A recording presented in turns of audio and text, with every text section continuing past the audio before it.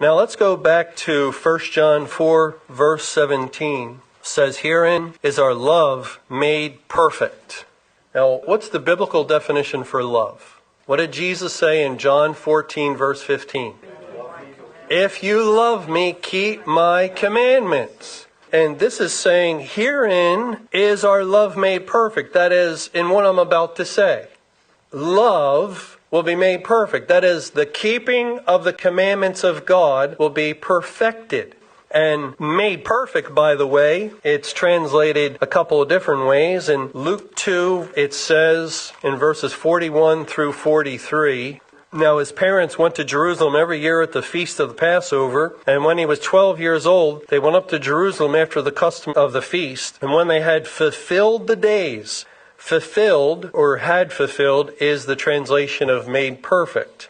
"When they had fulfilled the days, as they returned, the child Jesus tarried behind in Jerusalem." So herein, as it says in 1 John 4, herein is our love fulfilled. Or also in John 4, speaking of harvest and reaping, in verse 34, Jesus saith unto them, "My meat is to do the will of him that sent me, and to finish his work." The word finish. To make perfect his work. See, that's the wonderful thing about the Bible and comparing Scripture with Scripture, and Strong's Concordance, which is a tremendous blessing, that it fills out the words. And we have justification. We could take the word from one verse that's different and go to the other, or take that word and go back to the first.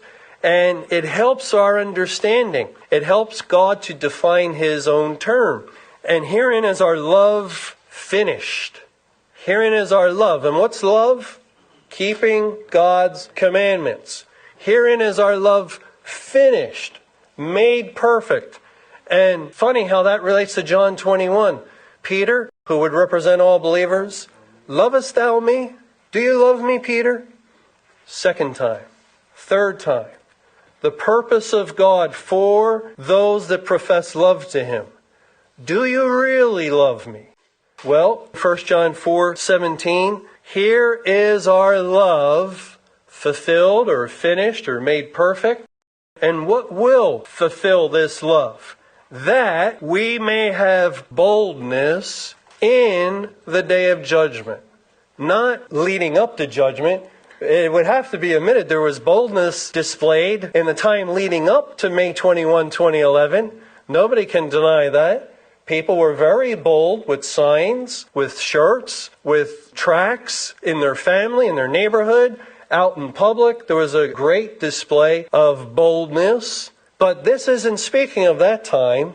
This is talking about in the day of judgment, not before. And by the way, nobody should think, well, I was bold then, and that counts as anything.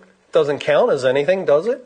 Did that make anybody righteous before God? Anybody become saved because they handed out 1 million tracts? Or because they had a big banner? No. I'm sure there were people who weren't saved, although saved people were doing that. Some weren't saved who were involved in that activity. But God is saying, this is where love is perfected. This is where the keeping of my commandments will be completed or filled up in the day of judgment. We are to go forth, prophesy again upon the earth, and pour out the vials of the wrath of God. Pour out the vials so that the people of the world hear. And where do we find ourselves? In the day of judgment.